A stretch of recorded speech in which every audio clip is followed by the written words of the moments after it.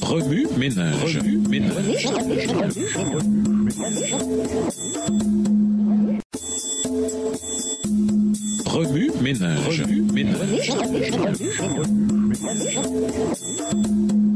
Bienvenue dans votre émission Remue ménage. Voilà la leçon 5. Le Christ dans le sanctuaire céleste. C'est pourquoi Dieu l'a élevé à la plus haute place et lui a donné le nom supérieur à tout autre nom. Il a voulu que, pour honorer le nom de Jésus, tous les êtres dans les cieux, sur la terre et sous la terre se mettent à genoux. Philippiens 2, les versets 9 et 10. Au fil du temps, Jésus, notre lumière, œuvre en notre faveur dans le sanctuaire céleste. La Bible illumine cette œuvre qui se répercute à travers les eaux du temps. Le Christ, le pont. Lisons Romains 8, verset 3. Romains 8, verset 3, « Car chose impossible à la loi, parce que la chair la rendait sans force, Dieu a condamné le péché dans la chair en envoyant à cause du péché son propre Fils dans une chair semblable à celle du péché. » Dans le jardin d'Éden, nos premiers parents, Adam et Ève, commirent le premier péché, Genèse 3. La décision qu'ils prirent ce jour-là affecta le genre humain tout entier. Désormais, l'humanité devrait porter les conséquences de la désobéissance au commandement de Dieu, la souffrance, l'angoisse et la mort. Ainsi, les enfants d'Adam et Ève durent souffrir et finalement mourir. Les conséquences du péché affectèrent également l'environnement. La terre, donnée à Adam pour qu'il en jouisse, devint désormais un lieu de survie. Les versets 17 à 19. Et aujourd'hui encore, nous portons tous le fardeau du péché. Dans son grand amour, Dieu planifia de ramener l'humanité à lui et à son royaume. Mais comment? Il fallait un pont pour relier de nouveau l'humanité à Dieu. Jésus fournit le seul moyen par lequel l'humanité pourrait revenir à son Créateur. Le sang des animaux offerts en sacrifice ne le pouvait. Seul le sang de Jésus rendrait la réconciliation possible. Depuis que nous habitons dans un monde de péché, le processus de purification continue, même de nombreuses années après la mort du Christ. Après sa mort sur la croix et sa résurrection, le Christ a poursuivi son œuvre en tant qu'avocat des pécheurs. Dieu est le péché, mais il aime les pécheurs et désire rétablir leur relation avec lui. Romains 5, verset 8, 1 Jean 5, verset 8 et 1 Jean 1, verset 9. Il n'y a qu'un seul moyen pour le pécheur d'accéder à la miséricorde divine. Ce moyen, c'est Jésus. Voilà pourquoi la Bible exhorte les pécheurs à se repentir et à accepter le Christ comme sauveur personnel. Au ciel, le Christ, notre avocat, a accès au dossier complet de notre vie. Lorsque nous péchons et nous repentons en son nom, il présente notre dossier à Dieu et lui demande pardon à notre place. La prière « Père, pardonne-leur car ils ne savent pas ce qu'ils font » Luc 23, verset 34, est aussi pertinente à notre époque qu'au moment où Jésus l'a prononcée. Bien des gens pensent qu'après la résurrection et l'ascension du Christ, l'œuvre de rédemption des pécheurs a été achevée. Cependant, à la lumière de ce que Jésus fait en tant qu'avocat, tout est loin d'être terminé. Le Christ demeure un lien important entre Dieu et l'humanité, intercédant toujours pour le pardon des péchés. Cette semaine, nous discuterons du rôle du Christ dans le sanctuaire céleste et de ce qu'il fait pour nous dans le lieu très saint. À la fin des temps, il est important de comprendre ces leçons. Au revoir. Et à demain si Dieu veut. Remue ménage. Remue ménage.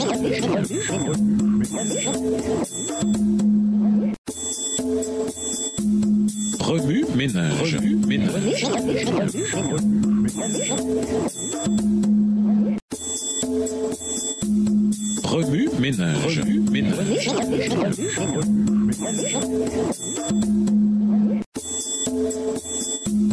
Remue ménage. Bienvenue dans votre émission. Remue ménage. Nous voilà à la leçon de dimanche, la grande œuvre de médiation, le sacrifice ultime du Christ. Lisons Romains 8, le verset 3. Romains 8, verset 3. Car chose impossible à la loi, parce que la chair la rendait sans force, Dieu a condamné le péché dans la chair, en envoyant à cause du péché son propre Fils dans une chair semblable à celle du péché. Le Christ est l'unique moyen de rédemption. Dans tout le ciel et sur toute la terre, aucun ange, aucun animal ne pouvait servir de rançon pour restaurer la relation brisée entre Dieu et l'humanité. Même si des sacrifices étaient offerts dans des objectifs différents, Lévitique 16, Genèse 22, le verset 3, ils ne pouvaient racheter l'humanité du péché et de ses conséquences. Les sacrifices avaient leurs limites. Premièrement, les prêtres qui les offraient finissaient par mourir, comme tout le monde. Deuxièmement, le sang des animaux ne garantissait aucunement le pardon absolu des péchés. Seule la venue du Christ amènerait la perfection. Ainsi, Pendant son séjour terrestre, Jésus accomplit la volonté de Dieu en obéissant à la lettre à tous les commandements.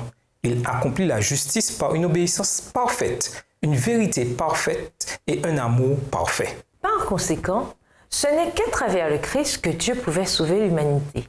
Par sa justice, le Christ a rendu le salut disponible pour tous les pécheurs. Jésus-Christ vint en tant qu'incarnation parfaite de l'obéissance à la loi de Dieu, avec le dessein d'inspirer le même esprit aux êtres humains et d'amener tous ceux qui se confient en lui à obéir à son exemple de tout leur cœur à la loi de Dieu. Un sacrifice saint et irrépréhensible. Ce qu'il nous faut savoir, entre autres, sur Jésus, c'est qu'il est venu dans une condition semblable à celle de l'homme pécheur. Romains 8, verset 3. Par cette déclaration, Paul implique que tandis que Jésus était dans une chair semblable à celle des pécheurs, il n'a commis aucun péché. Pour sauver l'homme de la pratique du péché, Dieu dut se mettre au niveau des pécheurs en revêtant l'humanité. C'est ce qu'il fit à travers son Fils Jésus-Christ. Le Christ vint en ce monde pour désapprouver expressément la pratique du péché et pour expier nos fautes. Il descendit vers nous, pas pour nous condamner, comme le permettait la loi de Moïse, Deutéronome 22, les versets 22 à 24, Lévitique 20, verset 10, mais plutôt pour nous affranchir de la domination du péché. Sa mort fut le plus grand sacrifice et le plus grand don pour sauver l'humanité. Galates 3, le verset 13. Le Christ, l'agneau sacrificiel. Nous vous invitons à lire Hébreux 7. Au sein de la communauté juive traditionnelle, le souverain sacrificateur occupait la fonction la plus élevée du système sacerdotal. Une fois par an, il offrait des sacrifices d'expiation, puis en aspergeait le sang. Lévitique 9, les versets 15 à 24, dans le lieu très saint, pour purifier le sanctuaire et le peuple d'Israël de la souillure du péché. Dans l'Épître aux Hébreux, l'auteur mentionne Melchisédek, appelé aussi roi de Salem, Hébreux 7, verset 1. Ce roi rencontra Abraham et le bénit. Melchisédek était le type même du Christ, le Fils de Dieu, qui vit éternellement et dont le sacrifice est définitif. Comme Melchisédek au jour d'Abraham, le Christ est notre roi de justice, notre prince de paix et notre souverain sacrificateur. Mais le souverain sacrificateur que nous professons officie par la puissance de la vie éternelle en lui, pas pour rester lui-même en vie, mais pour donner la vie spirituelle et éternelle à tous ceux qui se reposent sur son sacrifice et son intercession. C'est là la sécurité et le bonheur du croyant, à savoir que ce souverain sacrificateur éternel est capable de sauver parfaitement en tout temps et dans tous les cas. Assurément, il nous appartient de désirer la spiritualité et la sainteté plus ardemment encore que les croyants de l'Ancien Testament, car nos avantages sont plus nombreux que les leurs. Copie versus original. Lisons Hébreux 9, verset 24. Hébreux 9, verset 24. Car Christ n'est pas entré dans un sanctuaire fait de main d'homme, en imitation du véritable, mais il est entré dans le ciel même, afin de comparaître maintenant pour nous devant la face de Dieu. Dans son ministère d'intercession au ciel, le Christ défend ses disciples contre les accusations de l'ennemi. Satan en effet les accuse constamment, mais Dieu protège toujours ses enfants fidèles. Au calvaire, le Christ vainquit personnellement Satan. Apocalypse 12 et versets 7 à 10. En tant que disciples de Jésus, nous pouvons également vaincre l'ennemi grâce à notre acceptation du Christ comme sauveur personnel.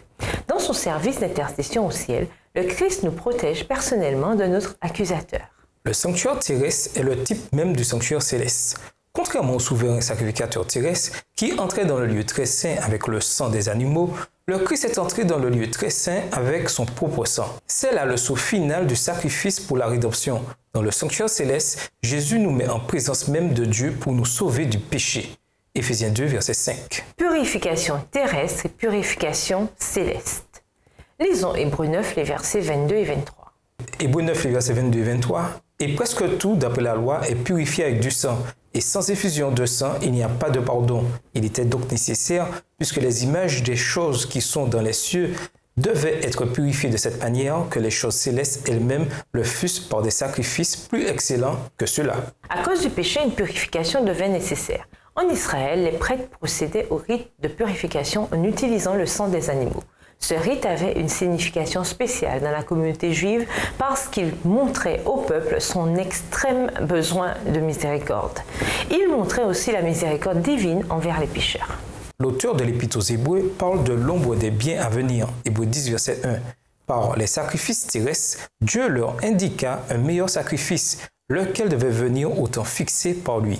Le peuple pourrait voir que sans effusion de sang, il ne pourrait y avoir de pardon. C'était une représentation de meilleur sacrifice que Dieu leur procurerait par Jésus.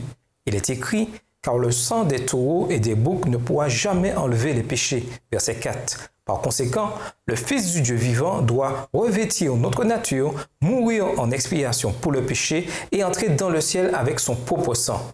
Tout ceci est nécessaire pour l'honneur de Dieu, car aucun autre sacrifice ne pourrait satisfaire sa justice. Et c'est tout aussi nécessaire pour notre bonheur, puisque rien de moins ne peut apporter la paix à notre conscience ou nous procurer une transformation puissante de notre âme. Remue-ménage, quelle est l'importance du sang dans le processus de l'expiation? Pourquoi n'a-t-on plus besoin des sacrifices terrestres? Quelle est la signification de l'expiation dans les derniers jours? Au revoir. Et à demain si Dieu veut. Remue-ménage. Remue-ménage.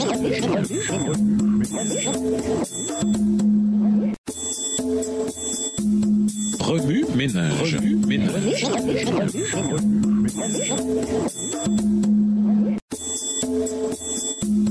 Remue-ménage.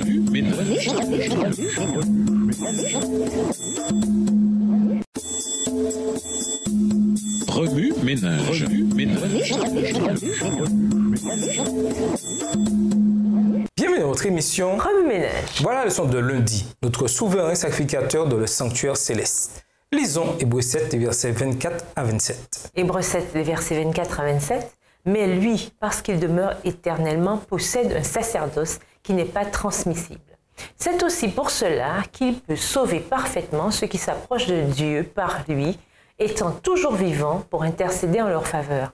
Il nous convenait en effet d'avoir un souverain sacrificateur comme lui, saint, innocent, sans tache, séparé des pécheurs et plus élevé que les cieux, qui n'a pas besoin, comme les souverains sacrificateurs, d'offrir chaque jour des sacrifices, d'abord pour ses propres péchés, ensuite pour ceux du peuple, car ceci, il l'a fait une fois pour toutes en s'offrant lui-même.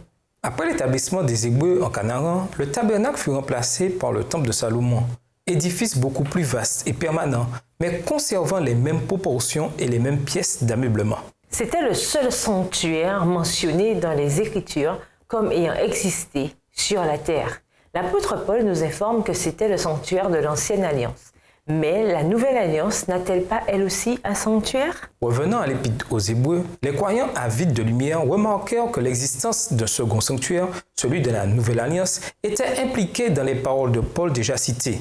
La première alliance avait aussi des ordonnances relatives au culte et le sanctuaire terrestre. Le mot aussi rappelait que Paul avait déjà mentionné un autre sanctuaire. Voici donc révélé le sanctuaire de la Nouvelle Alliance. Celui de l'Ancienne Alliance, construit par Moïse, avait été dressé par les hommes. Celui-ci est dressé par le Seigneur et non par un homme. Dans le premier, le service était assuré par des sacrificateurs terrestres. Dans le second, c'est Jésus-Christ, notre souverain sacrificateur qui officie à la droite de Dieu. L'un était sur la terre, l'autre est dans le ciel.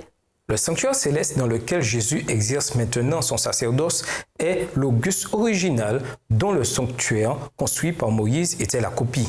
Les lieux saints du sanctuaire céleste sont figurés par les deux pièces du sanctuaire terrestre. C'est dans ce temple, résidence de Dieu, que son trône est établi pour la justice et le jugement. Dans ce lieu très saint se trouve sa loi, la grande norme du bien et du mal par laquelle le monde sera jugé. Et c'est devant l'arche où elle est, renfermée, recouverte du propitiatoire, que Jésus plaide les mérites de son sang en faveur du pécheur. C'est ainsi que, dans le plan de la rédemption humaine, est représentée l'union de la justice et de la miséricorde. Quand cette instruction sera terminée, quand tous ceux qui, au cours des âges, ont professé la foi chrétienne auront été examinés et classés, alors seulement le temps de grâce prendra fin et la porte de la miséricorde se fermera.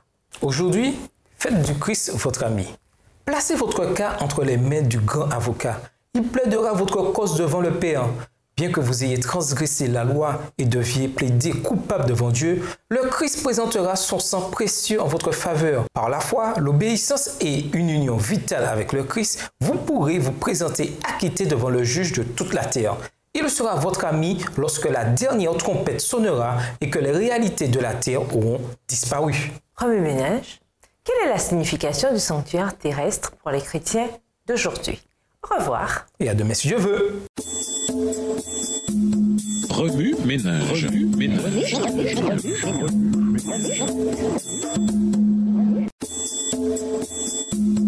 Remue-ménage. Remue-ménage.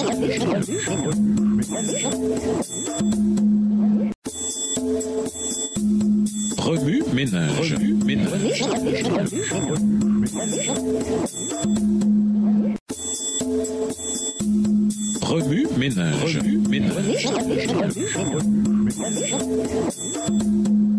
Bienvenue dans votre émission. Remue-ménage. Nous voilà à la leçon de mardi, le sacrifice ultime. Lisons Jean 1, le verset 29. Jean 1, verset 29. Le lendemain, il vit Jésus venant à lui. Et il dit, voici l'agneau de Dieu qui ôte le péché du monde. La Bible déclare que Jésus est l'agneau de Dieu qui enlève le péché du monde. Jean 1, verset 29.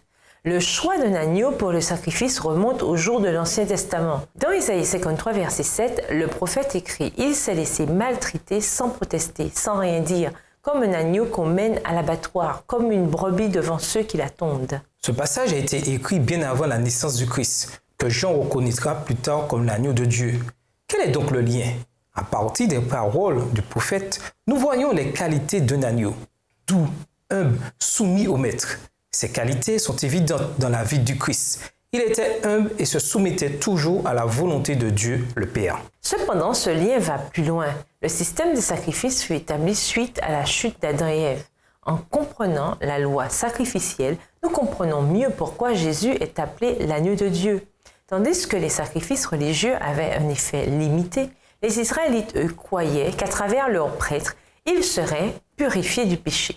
Les sacrifices avaient un double objectif. Premièrement, ils devaient révéler la gravité du péché, qui exige le sang d'une victime innocente. Deuxièmement, le système sacrificiel préfigurait le sacrifice ultime pour le péché que Dieu nous procure par Jésus-Christ. Lévitique 16 explique le processus d'expiation dans l'Israël traditionnel.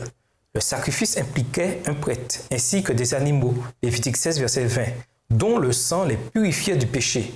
Des années plus tard, Dieu envoya son Fils qui prit la place des animaux.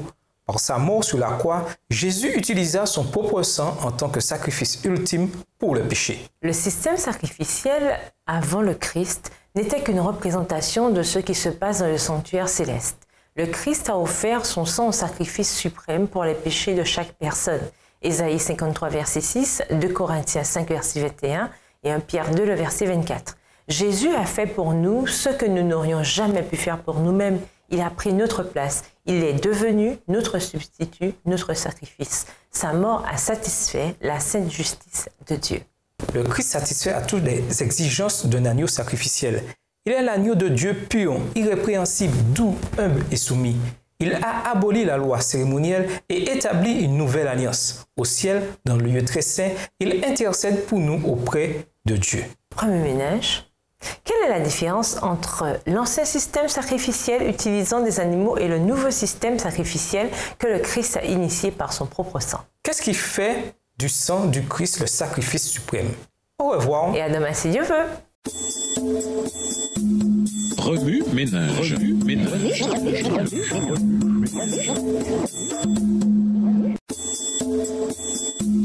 Remue-ménage.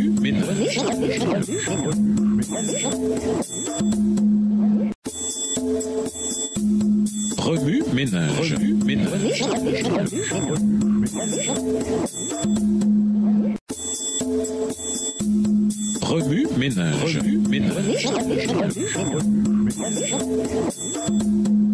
Bienvenue dans votre émission Remue-ménage. Voilà la leçon de mercredi, le rôle du Christ dans le sanctuaire.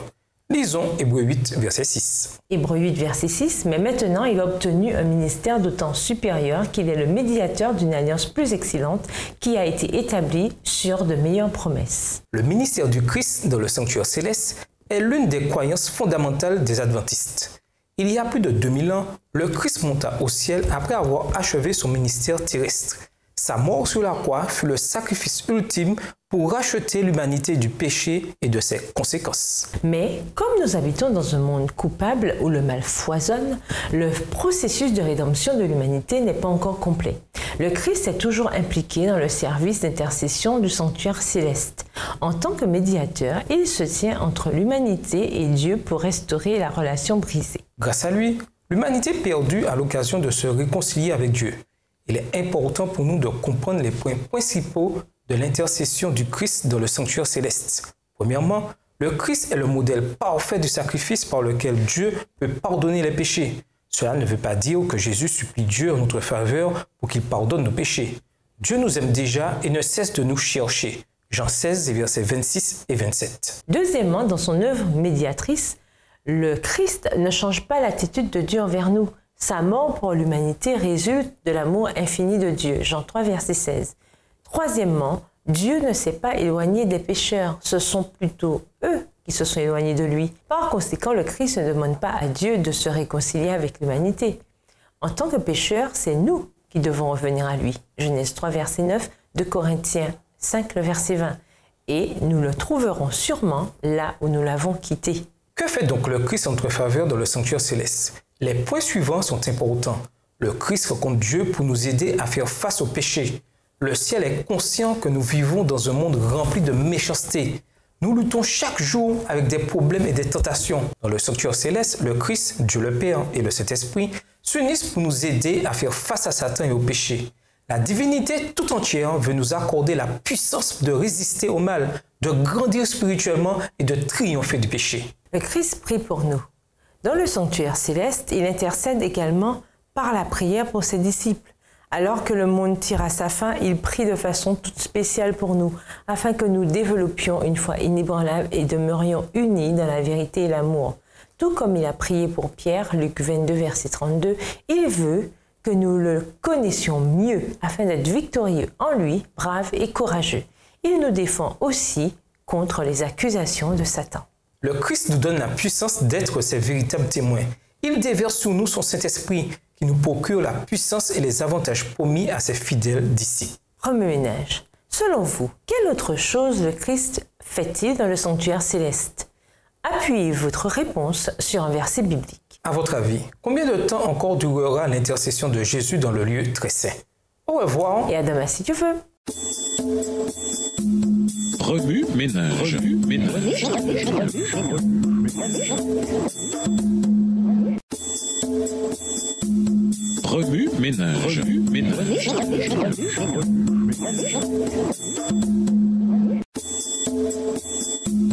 Remue-ménage.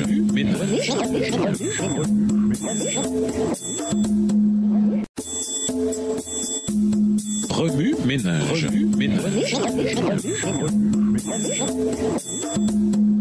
Bienvenue dans votre émission. Remue-ménage. Nous voilà à la leçon de jeudi, le ministère d'intercession du Christ. Lisons Luc 9, le verset 22. Luc 9, verset 22. Il ajouta qu'il fallait que le Fils de l'homme souffrit beaucoup, qu'il fût rejeté par les anciens, par les principaux sacrificateurs et par les scribes, qu'il fut mis à mort et qu'il ressuscita le troisième jour. Lorsque le péché envahit notre cœur, il le corrompt à tel point que nous sommes incapables de faire la différence entre le bien et le mal. Nous nous éloignons de Dieu en prenant la direction opposée. Mais, chose étonnante, Dieu ne nous abandonne pas. En fait, la Bible dit que là où le péché s'est multiplié, la grâce de Dieu a été bien plus abondante encore. Romains 5, le verset 20. Dans sa grâce et son amour infini, Dieu a envoyé le Christ dans le monde en tant que sacrifice ultime pour le péché. Malheureusement, le peuple ne voulait pas délaisser le péché. Le mal était ancré dans la vie de l'humanité à un point tel qu'aucun autre sang ne pouvait nous sauver du péché et de ses conséquences. Même après que le Christ soit venu les sauver, certains êtres humains le rejetèrent. Les docteurs de la loi, les chefs, les prêtres et les anciens rejetèrent pour la plupart Jésus. Cependant, l'amour de Dieu éclipsa leur manque de connaissance. Jésus mourut et Dieu le ramena à la vie. Aujourd'hui, se pourrait-il que nous continuions de rejeter Dieu dans notre vie? Que nous voulions continuer à pécher? Ce que le monde a à offrir est tellement séduisant.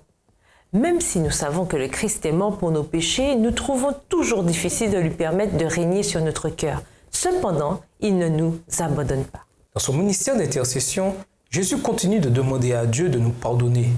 Lorsque nous acceptons le Christ pour sauveur, nous avons accès à Dieu et pouvons nous approcher de lui sans crainte.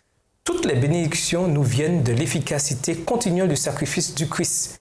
L'Épître aux Hébreux souligne ces deux grands accomplissements. Il nous donne un libre accès à la présence de Dieu et enlève complètement le péché. Le sacrifice du Christ est complet. Il n'y a rien à y ajouter, rien à y enlever. Cela est important pour nous en tant qu'Église et en tant que jeunes adultes au sein de l'Église. Il nous faut, tout particulièrement alors que la fin du monde est imminente, nous focaliser sur Jésus parce que lui seul peut nous sauver. Le système sacrificiel de l'Ancien Testament n'était qu'une représentation du sanctuaire céleste. Maintenant, nous savons que tous les prêtres lévitiques et aaroniques n'étaient que des préfigurations de celui qui est le grand souverain sacrificateur parce qu'il est en lui-même à la fois Dieu et homme. Hébreux 5, les versets 1 à 10. Maintenant, nous savons que le sang des animaux soigneusement sélectionné, il devait être pur et sans tache. Voir Lévitique 1, les versets 3 et 10. Était un symbole du sang du Fils de Dieu qui, en mourant pour nous, nous purifiait du péché. 1 Pierre 1, les versets 18 et 19. Remue-ménage, pourquoi le ministère d'intercession du Christ est-il important pour nous à la fin des temps? Si le Christ nous a facilité l'accès à Dieu, pourquoi prions-nous encore au nom de Jésus? Au revoir. Et à demain si Dieu veut. Remue-ménage. Remue-ménage.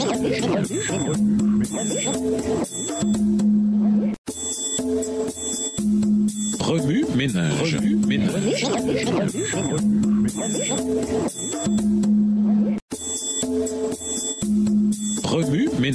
Remue-ménage.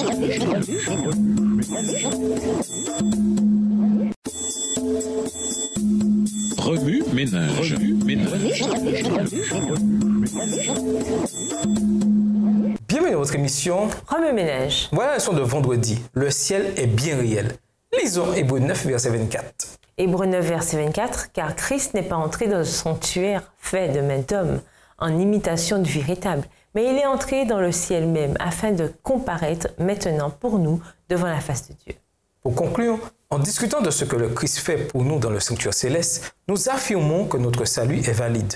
Dans le sanctuaire céleste, le sort des pécheurs repose entre les mains du Christ. Le ministère d'intercession par lequel le Seigneur nous sanctifie nous donne la puissance de vaincre le péché, nous aide à devenir de meilleurs disciples et qui nous réunit à notre Père céleste est vital à la fin des temps. Pour effacer complètement le doute de notre esprit, nous savons maintenant que le Christ est engagé dans une activité importante pour nous assurer que nous bénéficions tous de sa mort sur la croix. Coffres idées, dessinez le sanctuaire terrestre et indiquez-en toutes les sections. Marquez le lieu très saint d'une couleur vive et pensez à ce que le Christ fait là pour vous actuellement. Sur votre campus ou au travail, proposez-vous comme médiateur entre ceux qui transgressent les règles de l'établissement et le système administratif. Notez vos expériences et imaginez-vous en train de subir leur punition à leur place. Réfléchissez à ce que le Christ fait pour les pécheurs dans le sanctuaire céleste. Enrichissez votre bibliothèque musicale d'une collection de chants qui soulignent la puissance du Christ pour sauver l'humanité du péché. Incluez le chant « La force est en Christ » de Levis E. Jones. Écoutez le message de chaque chant. Lisez et personnalisez les paroles de chaque phrase. Dressez une liste de ce que Jésus fait dans le sanctuaire céleste. Révisez-la aussi régulièrement que possible et voyez comment elle vous rapproche du Christ. Sur une échelle de 1 à 10, évaluez-vous en tant que disciple du Christ. D'après le classement obtenu, dressez une liste de ce qui vous manque pour devenir un meilleur disciple. Priez Jésus de vous donner la force d'exceller dans ces secteurs et demandez-lui d'intercéder pour vous. Programmez l'écran de veille de votre smartphone ou de votre ordinateur avec des textes en 3D qui disent « Le Christ dans le lieu très saint ». Notez les bienfaits de l'œuvre d'intercession du Christ en votre faveur. Pour aller plus loin, nous vous invitons à lire Romains 3, les versets 21 à 26, Romains 8, les versets 35 à 39, Apocalypse 13, verset 8, Apocalypse 5, verset 12, dans le livre Message à la jeunesse, chapitre 81, page 252, livre écrit par Ellen G. White. Ainsi que le livre Never Without an Intercessor, The Good News About the Judgment, Jamais sans intercesseur, la bonne nouvelle à propos du jugement, écrit par Maurice L. Vanden, et le livre Christ, His Person and Work, Le Christ, sa personne et son œuvre, écrit par Raoul Dederet. Au revoir. Et à demain si je veux. Remue-ménage. Remue-ménage.